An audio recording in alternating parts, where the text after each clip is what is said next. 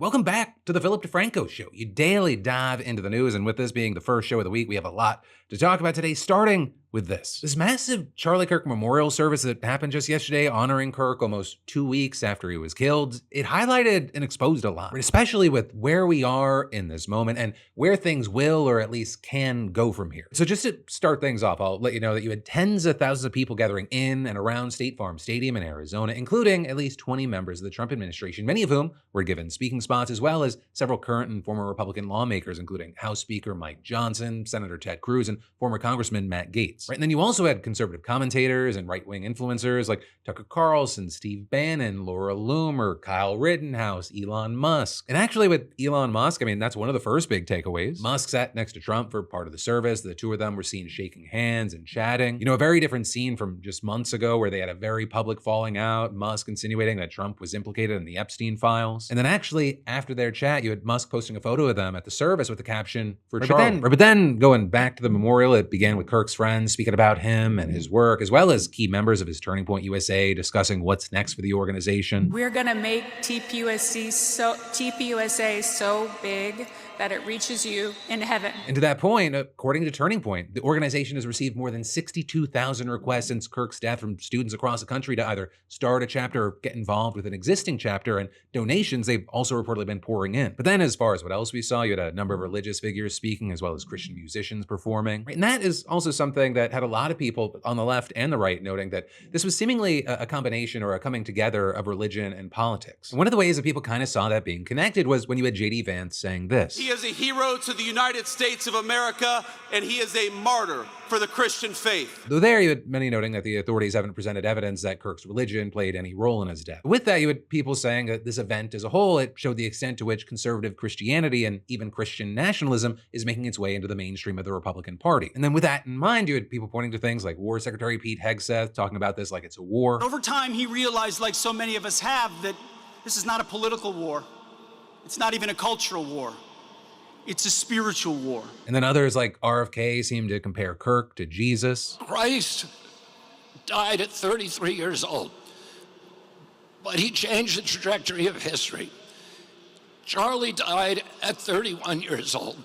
Because he had surrendered, he also now has changed the trajectory of history. Definitely the person who kind of got a lot of attention on this front was White House Deputy Chief of Staff Stephen Miller, who repeatedly referred to the enemies that they were facing and also framing the situation as a fight between good and evil. The light will defeat the dark. We will prevail over the forces of wickedness and evil. They cannot imagine what they have awakened. They cannot conceive of the army that they have arisen in all of us. And to those trying to incite violence against us, those trying to foment hatred against us, what do you have? You have nothing. You are nothing. You are wickedness, you are jealousy, you are envy, you are hatred. Then outside of the Trump administration, you had Tucker Carlson invoking religion in a way that many criticize as being anti-Semitic. It actually reminds me of my favorite story ever. So it's about 2,000 years ago in Jerusalem, and Jesus shows up and he starts talking about the people in power, and he starts doing the worst thing that you can do, which is telling the truth about people, and they hate it, and they just go bonkers. They hate it, and they become obsessed with making him stop. This guy's got to stop talking. We've got to shut this guy up. And I can just sort of picture the scene in a lamplit room with a bunch of guys sitting around eating hummus, thinking about what do we do about this guy telling the truth about us? We must make him stop talking. And there's always one guy with the bright idea, and I could just hear him say, I've got an idea, why don't we just kill him? That'll shut him up. That'll fix the problem.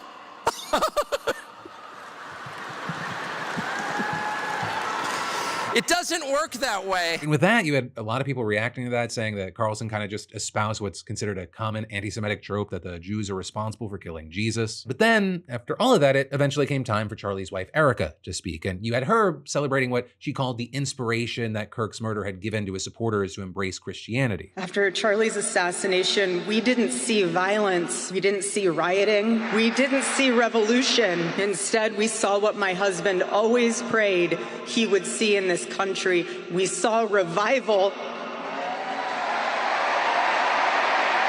past week, we saw people open a Bible for the first time in a decade. We saw people pray for the first time since they were children.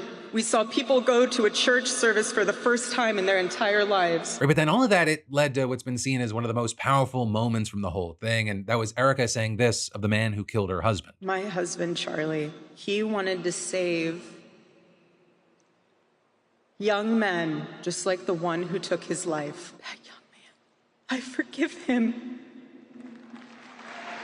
The answer to hate is not hate. The answer we know from the gospel is love, and always love. Love for our enemies and love for those who persecute us. And then after Erica, you had Trump, who he joked or said that he didn't agree with Erica. Shortly before Charlie arrived on campus, the day he was assassinated, a staff member texted him that there were many critics and students who were opposed to his views, and rather strenuously in the crowd. And that actually made him feel good because he wanted to convince them. He understood. He really did. He understood what was right. And he was right about that. A lot of it was based on common sense, by the way. Charlie wrote back to the staff member saying, I'm not here to fight them. I want to know them and love them, and I want to reach them and try and lead them into a great way of life in our country. In that private moment on his dying day, we find everything we need to know about who Charlie Kirk truly was. He was a missionary with a noble spirit and a great, great purpose. He did not hate his opponents. He wanted the best for them. That's where I disagreed with Charlie. I hate my opponent, and I don't want the best for them. I'm sorry. I am sorry, Erica. But now Erica can talk to me and the whole group, and maybe they can convince me that that's not right, but I can't stand my opponent. And then with that, you had Trump repeating his claim that political violence comes largely from the left and that left-wing protesters are often paid agitators, and saying again his administration would be looking into it. The Department of Justice is also investigating networks of radical left maniacs who fund, organize, fuel, and perpetrate political violence, and we think we know who many of them are. Right, and with all that, Trump's speech at times, it sounded more like a campaign speech than a eulogy to many. He spent several minutes talking about his administration's efforts to reduce autism rates and his decision to deploy the National Guard and federal agents to Washington, and he actually claimed that Kirk had urged him to dispatch federal troops to Chicago. One of the last things he said to me is, please, sir, save Chicago.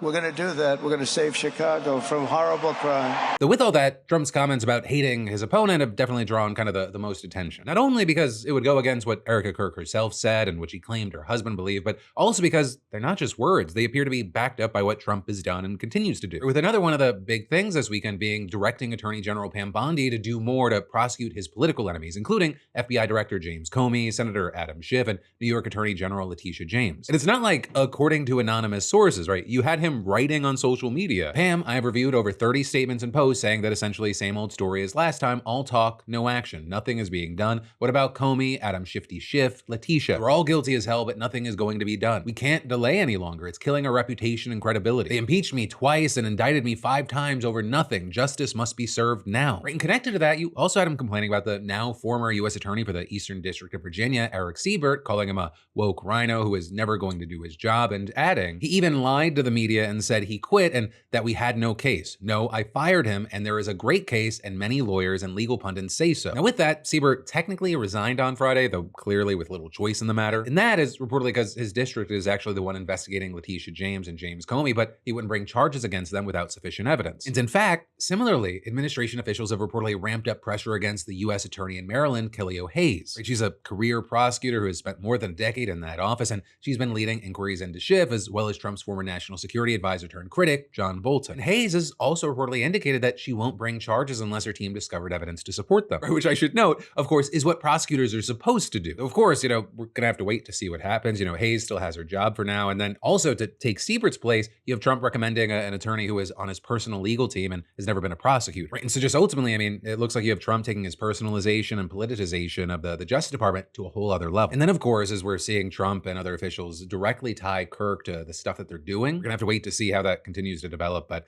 it seems like they are emboldened and empowered. And of course, in the meantime, yes, this is a news show, but I also want it to be a conversation. So I'd love to know your thoughts, opinions, reactions, and even questions that are popping up in your mind as you're seeing all this. But the next up in the news, let's talk about the continued Jimmy Kimmel fallout and the reactions, especially because one, as I was putting up today's show, we got the breaking news that ABC is putting Kimmel back on the air starting Tuesday. And two, before all that, I mean, we saw name after name chiming in on this whole situation and what it means for free speech. Because after Disney and ABC pulled him off the air last week, there was a ton of discourse about government censorship because ahead of the suspension, you had FCC Chairman Brendan Carr suggesting that he might take regulatory action against ABC over comments that Kimmel had made about Charlie Kirk's death. Right, and a lot of the criticism, it was coming from people on the left, upset that the Trump administration was seemingly wielding power in this way and that ABC so quickly caved to it. And of course that, as you had many MAGA voices cheering the decision on, classifying it as simply a corporate move on ABC's part. But also now, in more recent days, some on that side of the aisle have vocalized concern here, including Senator Ted Cruz. Or with Cruz saying that while he's personally glad to see Kimmel unemployed and even thinks that he deserved it, he's not happy about the FCC's role in this mess. Look, I like Brendan Carr.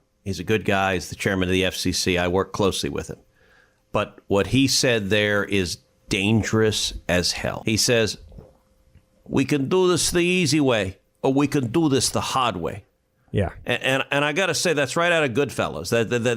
That's right out of a mafioso coming into a bar going, nice bar you have here. It'd be a shame if something happened to it. I think it is unbelievably dangerous for government to put itself in the position of saying, we're going to decide what speech we like and what we don't, and we're going to threaten to take you off air if we don't like what you're saying. And it might feel good right now to threaten Jimmy Kimmel. Yeah. But when it is used to silence every conservative in America, we will regret it. And Cruz, he wasn't alone. You had the likes of Ben Shapiro joining in, saying if the FCC can do this to a liberal voice under the Trump administration, this is a two-way street where Democrats could use this against conservatives once in power. I do not like that the FCC muddied the waters here. I think it is bad politics, and I think it is bad policy. The FCC should not be threatening action against ABC or its affiliates or Disney based on Jimmy Kimmel being a jack. Because one day the shoe will be on the other foot. But ultimately there, we're going to have to wait to see if voices on that side grow louder or if it even sways the conversation at all. Right? Because if you look out there, there are a lot of people that are saying, this is about revenge, saying that Republicans have been previously wronged and so the government should actually get involved. Right? But with all this happening, you're sort of seeing the usual suspects still taking a stand against ABC and Trump amid all this fallout. Right? Just this morning, you had hundreds of Hollywood figures teaming up with the ACLU to sign a letter defending free speech, writing that in an attempt to silence its critics, our government has resorted to threatening the livelihoods of journalists, talk show hosts, artists, creatives, and entertainers across the board, saying this runs counter to the values our nation was built upon and our Constitution guarantees, and saying we know this moment is bigger than us and our industry. And the people you had attached to that included Tom Hanks, Selena Gomez, Meryl Streep, Lin-Manuel Miranda, and hundreds more. Also on the political and slightly entertainment side of things, you had local outlets in New York reporting that Democratic mayoral candidate Zohran Mamdani pulled a planned town hall with WABC, and you had Mamdani saying ABC pulled Jimmy Kimmel off the air after the FCC sought to pressure them. The message that it sends to each and every American across this country is a message the First Amendment is no longer a right that can be counted on, but rather it is government which will determine what should and should not be discussed and what can and cannot be spoken. We cannot normalize these kinds of acts nor offenses. These must be the basis upon which we act. And then I've got more news for you in just a second, but first let me say I am speaking to you here. Right? You with that passion project, the side hustle, that list of business ideas that's just rotting away in your notes app. I want you to make today the day that you commit to making that thing real. Because I totally get it. I procrastinated on building my book club website forever. And thanks to today's sponsor, Squarespace, the DeFranco book club, it went from someday to launched in under an hour. And I mean, it just could not be easier to make a site for people to go through or to start selling content, courses, physical or digital products, whatever you've got in mind. You want to charge a one-time fee, offer a subscription, both done and done. And they've got beautiful templates that make it look like you hired a designer, and their Fluid Engine editor, it lets you drop, drag, customize, no coding, no stress, no excuses. My team even uses Squarespace for our Daily Dip newsletter, where tens of thousands of y'all get your PDS fix in your inbox every weekday. All made easy. News, polls, giveaways, PDS show notes, all run through Squarespace. And like clockwork, a Daily Dip issue went out today, and your project vision, it could be next. So hey, take that first step today with a free trial at squarespace.com/Phil or scan that QR code, because today is launch day. And when it's ready to go live, just use code Phil to get 10% off and let them know we sent you. But then next up in the news from that, we should talk about TikTok. Because Trump, he was talking about the deal to get US ownership of the app, and apparently the Fox Corporation's involved. Hate to tell you this, but a man named Lachlan is involved. Do you know who Lachlan is? That's a very unusual name, Lachlan Murdoch. Mr. Murdoch. I believe, and you call him, and Rupert is probably going to be in the group. I think they're going to be in the group. A couple of others, really great people, very prominent people. And they're also American patriots. You know, they love this country. So I think they're going to do a really good job. President Trump talking about the bosses of the Fox media empire, and if the Murdochs were to invest in the app, reports say that they would do that via the Fox Corporation, not as individuals. Though also some big things, Trump didn't say how much the deal was worth or the extent of their role. Or because Trump, he also noted that one of his supporters, Oracle founder Larry Ellison, as well as Michael Dell, the CEO of Dell Technologies, are among the list of potential investors. And while there is still just a lot that we do not know, right now it looks like for American users, the TikTok algorithm would run through Oracle. Right, so TikTok would reportedly lease its algorithm to the group of American owners, and then Oracle would rebuild it. And when all is said and done, if all goes to plan, this US group would own 80% of TikTok's US business, and ByteDance's ownership will get a little less than 20%. Also, a big thing is that previous reports suggested that US users would need to download a new app for this whole plan, but it seems like that might not be the case, and we can just stay right on TikTok as we know it. Now, in addition to that, you also have a number of people concerned that with these specific investors, they'd have the ability to influence content on the app. Right, in that, it's got a lot of people concerned and or pissed off. Right, people noting that Elon Musk is behind what we see on X, Mark Zuckerberg's behind Facebook and Instagram, and now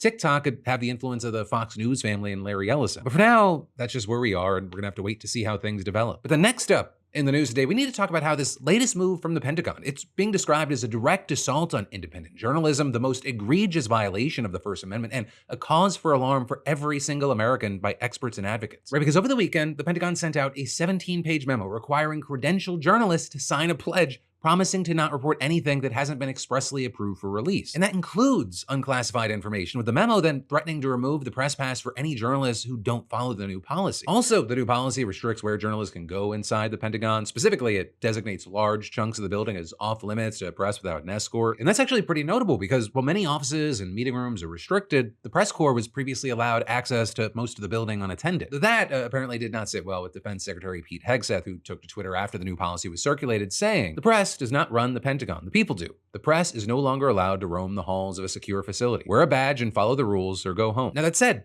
this new policy, right, it's not coming out of nowhere. Right? Hegseth's actually spent months tightening restrictions on the Pentagon press and limiting military personnel's communications with them directly. Also, the briefing room's reportedly gone dark, which is a pretty stark difference from the twice weekly televised Q&A sessions that happened there just last year. And Hegseth's chief spokesperson and his press secretary, they reportedly rarely hold media briefings. But also a big thing is, despite all that, or maybe because of it, we've also seen several big leaks from the Pentagon this year. Leaks that led to a staff even briefly trying to use polygraph tests to find the leaks before being ordered to stop by the White House. Right, but the reason that we're talking about all of this, the small and the big, is because these new rules, they're taking things to the next level, and they've even prompted alarm and outrage from experts, advocates, and even officials within the Pentagon itself. Right, and with that, you had National Press Club President Mike Balsamo saying, "If the news about our military must first be approved by the government, then the public is no longer getting independent reporting. It's getting only what officials want them to see. That should alarm every American." Right, and that was echoed by many repeatedly with, for example, a statement from the Society of Professional Journalists saying the policy reeks of prior restraint and calling it, quote,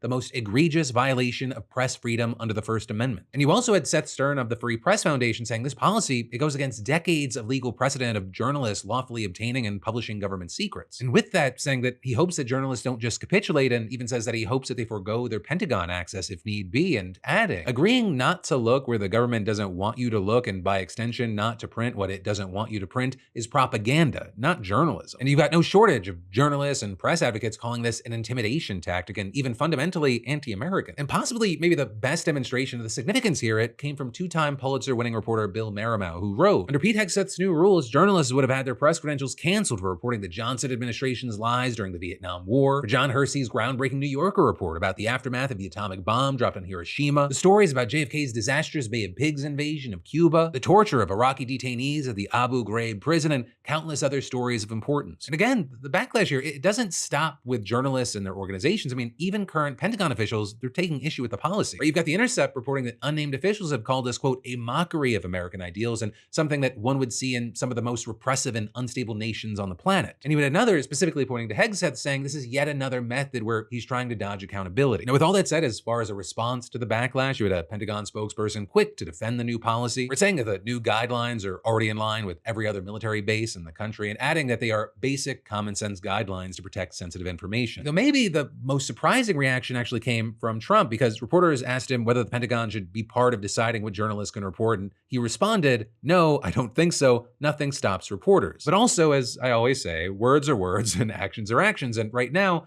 there's not really any indication that he's going to do something about this. And so, definitely something we're gonna have to keep our eyes on. And in the meantime, of course, I'd love to know your thoughts, opinions, and reactions here. But then in other news, 730,000 is your number of the day, because that is the number of H-1B visa holders believed to be in the US right now. But when you also consider their dependents, right, spouses and kids, you're looking at a total of 1.28 to 1.3 million people in the country. And we're looking at those today because, one, employers use those visas to bring in high-skilled foreign workers, and two, Trump is looking to overhaul them. And by overhaul, I mean the fees to hire an employee through H-1B, it totaled a few $1,000s at most, but now companies are gonna have to pay $100,000 for it. And also an interesting thing here is that when Trump announced this change, it sparked confusion, panic, and chaos. Because Commerce Secretary Howard Lutnick seemed to suggest that the new fee would apply not just to new visa holders, but also to current ones, and that it would end up totaling $600,000 per worker. Renewals, first times, the company needs to decide, do they want,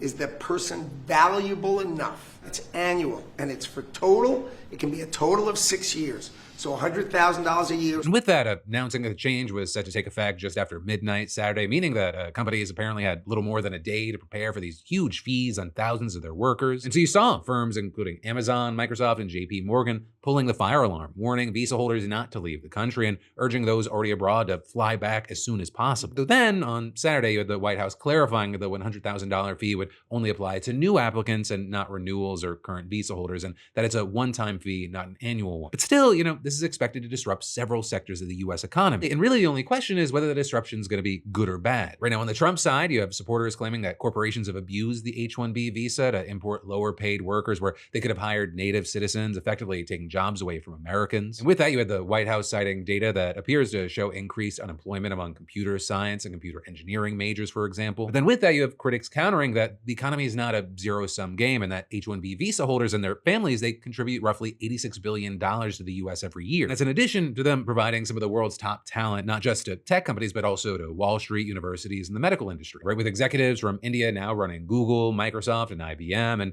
Indian doctors making up nearly 6% of US physicians. And so you have people critical of this saying that it could weaken American competitiveness in tech and AI, as well as cripple our healthcare system. And possibly, giving an idea to how steep the cost is to businesses, the median salary for a new H-1B worker in 2023, it was $94,000, right? And so that means most of these people, they don't even make as much as the $100,000 fee. And so it's why you have many experts saying that really only the biggest companies out there are gonna be able to afford to pay or to extract an exemption from the White House, right? Arguing that it leaves the startups just shit out of luck with, for example, venture capitalist Alec Patrikoff telling the New York Times, "There is not a single company that I have invested in the last 10 years that could afford to pay this," right? And so instead of paying it, you have experts saying that they might end up just opting for remote contracting, offshore delivery, and gig workers. All of which is why the US Chamber of Commerce reacted to the news with, "We're concerned about the impact on employees, their families, and American employers." But if you ask Trump and Lutnick about this, corporate America is just thrilled about having to pay more for foreign workers. All of the big companies are on board.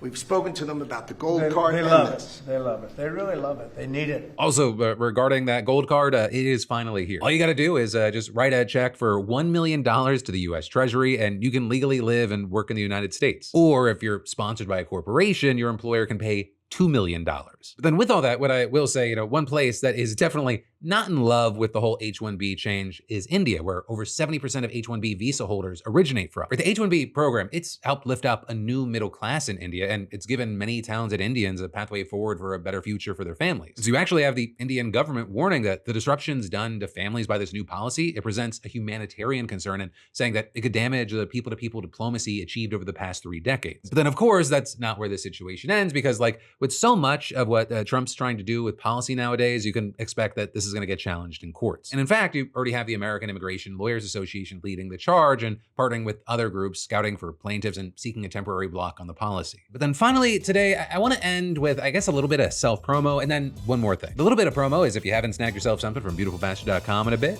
No Better Time, whether it be Strive for Better Times, Don't Let Dread In, or Move with Serenity, or our classic bestsellers like Emotionally Exhausted, Full of Microplastics and Existential Dread, and One Day We'll All Be Skeletons. Of course, all available at beautifulbastard.com. But then the final thing that I wanted to share today is, I spoke with Ed Elson from Prof G Markets on my podcast In Good Faith. And something that he hit on, and it felt like he really wanted to get out there, was the importance of billionaires being taxed on their wealth because they literally can't spend the money anywhere. And of course, you can get the full hour-long thing on YouTube, Apple Podcasts, or Spotify, links in the description down below, but here's a taste. The trickle-down economics story was one of the greatest lies ever told to America.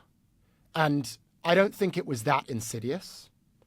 I think that the theory was a nice theory. We can pay less in taxes, and it actually helps us with growth. It means that people spend more. It means that people are participating in the economy. It was an amazing story because it basically told us we can have our cake and we can eat it too. And I don't decry us for believing the story. What I do decry us for is the fact that after we saw how the story did not work, how it wasn't true, we decided let's keep doing it. And let's keep telling the story. Let's keep talking Reaganomics. Let's keep talking about trickle-down theory. And it's very plain and very obvious for everyone to see. It does not work. And the way that we can see this playing out is, again, you got to go back to the inequality problem. What happens when rich people, really rich people, get really, really rich? Do they spend all of their billions of dollars on houses, on going out to eat food, on restaurants? Do they spend it on getting their car washed? No, you can't spend billions of dollars. They keep it. They buy stocks and they buy assets, and the assets grow and grow and grow in price. And then they just sit on it because that's all you can do. I mean, if you're Elon, if you're worth $350 to $400 billion, he cannot spend that money. He cannot inject that money into the economy. That does not trickle down. Billions and billions of dollars in the hands of one person. There is one thing that you can do with that amount of money, and that is sit on it. And then give it to your children. That's all you can do with this money. So essentially what's happened is all of the money that we have decided to give to rich people because we said we're going to cut down on your taxes and we're going to make the environment extremely favorable to the very, very top 1%. We basically said to them, just enjoy the cash, and we're going to have it locked up there in your bank account at Goldman Sachs, or we're going to have it locked up in your, look at Ken Griffin, who spent $1 billion on a house. You don't spend $1 billion on a house. That's ridiculous. Great. I didn't know that.